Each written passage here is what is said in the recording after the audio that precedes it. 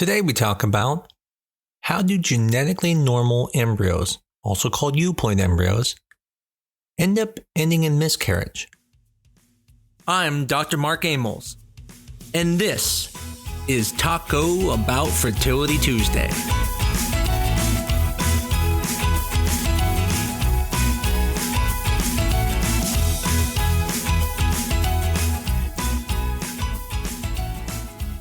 In episode 16 of this season, we talked about how normal embryos, being euploid, don't always work. Specifically, what we were talking about was that even though the DNA is normal, it's not always perfect, and sometimes they don't implant, and that there are more things that can occur. But what I want to talk about today is a little bit of a different scenario, and talking about how does a euploid embryo end up having normal HCG values, and then all of a sudden, the HCG just drop, or you end up having a miscarriage because the baby heartbeat stopped. What I can tell you is extremely, extremely heartbreaking, and if more, even confusing, because it's a normal embryo. And so I really want to talk about that because I feel like it doesn't make sense and people blame themselves. And so, for example, I've had patients who put back a normal embryo. The first HCG is perfect. The second HCG is perfect. And then all of a sudden it starts dropping. And they had a chemical miscarriage. I've had other patients with normal embryos, and at 6 weeks, something goes wrong and the heartbeat stops and they have a miscarriage. Now, we'll go into other topics in the future about recurrent miscarriage and what can cause that, but specifically, I just want to talk about not someone who's having recurrent miscarriage. Talking about the normal miscarriage that can happen to anyone, and how that can still happen when everything is genetically normal. Now, we've discussed before that euploid means the DNA is normal, but from a growth standpoint, meaning large chromosomes. What it doesn't mean is that there can't be small, very tiny deletions that can't be picked up by PGT. So when we say euploid embryo, I'm talking about an embryo that genetics should be normal. Again, not the micro that we can't see, but at least the big chromosomes. Now what's interesting is that embryos grow very fast, faster than even cancer. And so these cells are dividing extremely fast. And when that's happening, mistakes can happen. And not only mistakes can happen, they're actually expected to happen. In fact, we have mechanisms in our body that actually are constantly looking at problems and fixing them, whether they're DNA repair or even when it comes to cells. There are things that go wrong, and we have mechanisms that actually fix these problems ongoing. Now, from a common sense standpoint, it doesn't make sense. Well, if the DNA is normal, why would there be a mistake? But there are supposed to be mistakes. And the way I would look at it is using an analogy of a building.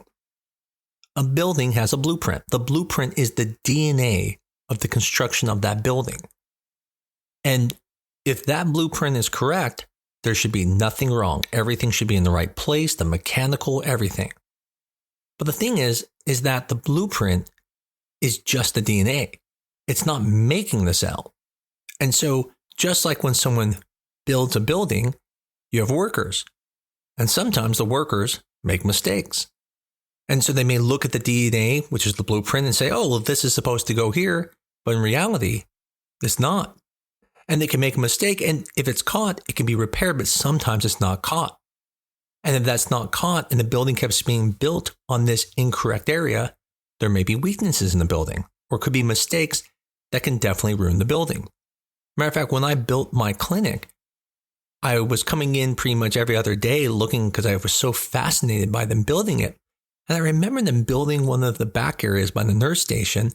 And I thought it was really strange that it was so high when it was not supposed to be that high. And I asked the guy, I go, oh, so you build the whole thing up and then you cut it down? I was surprised you guys went so high with that.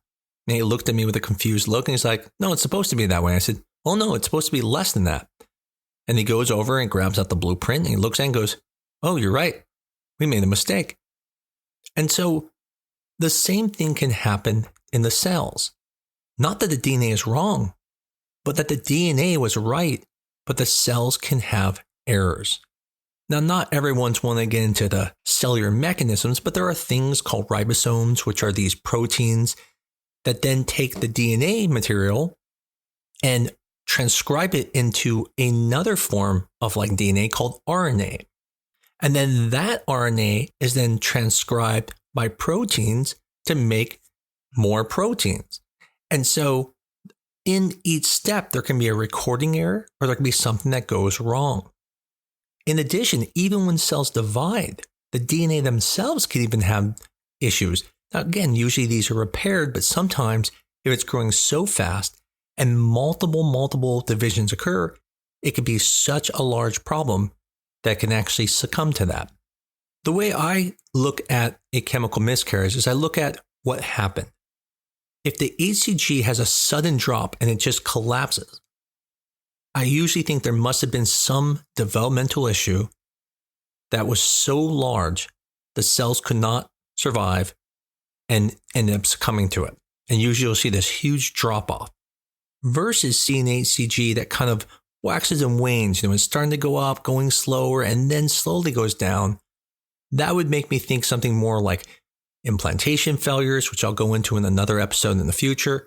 And we would see the HCG plateauing, like it was struggling and then slowly going down versus a sharp decline.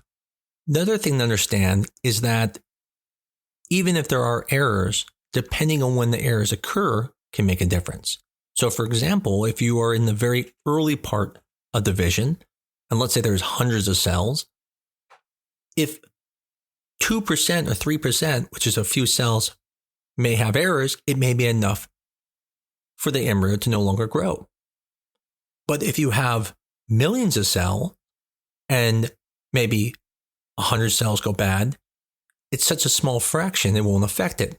Kind of like if someone took 1,000 cells from you, it wouldn't hurt you at all. You probably wouldn't even notice it. But when you only have a few hundred cells and you lose 5 to 10 cells, that could be enough that can make the embryo no longer keep growing. Now, later in pregnancy, it's a little bit different.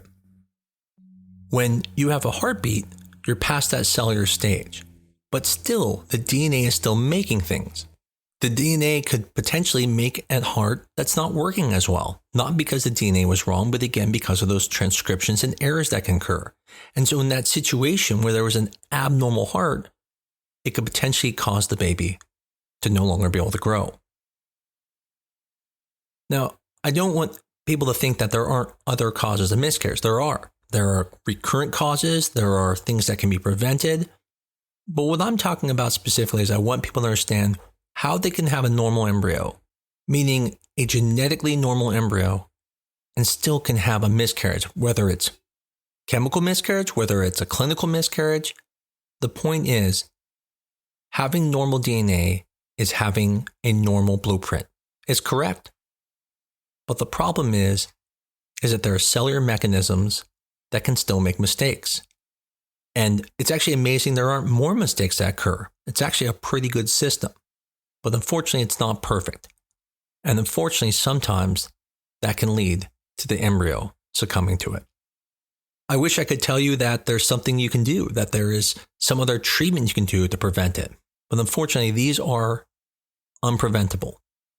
Changing the protocol, changing the FET protocol, nothing will prevent these because they're not something you're doing. They're not something the doctor's doing. They're just inherent in life. Unfortunately, things can go wrong. As a patient, I can't imagine how frustrating it must be. I myself have never had embryos tested, so I've never been through a situation like this. Usually when an embryo didn't work or there was a miscarriage, we just assumed it was genetics. But now we can test embryos. And when I put myself into that position, I think, man, I would feel like, what was the point? Why did I do this? Why did I spend more for this? Might as well just put an embryo back and this could have happened. And you're right. It could. But that doesn't mean that PGTA isn't beneficial. Because one of the things that's still good is at least then you know that the problem wasn't due to the DNA. And just like if you got in a car crash and had a miscarriage, you would say, okay, well, I know it had nothing to do with the DNA, by now having this car crash, but maybe at a cellular standpoint, at least now when you look for things to repair or things to fix, you at least know it's not due to the DNA.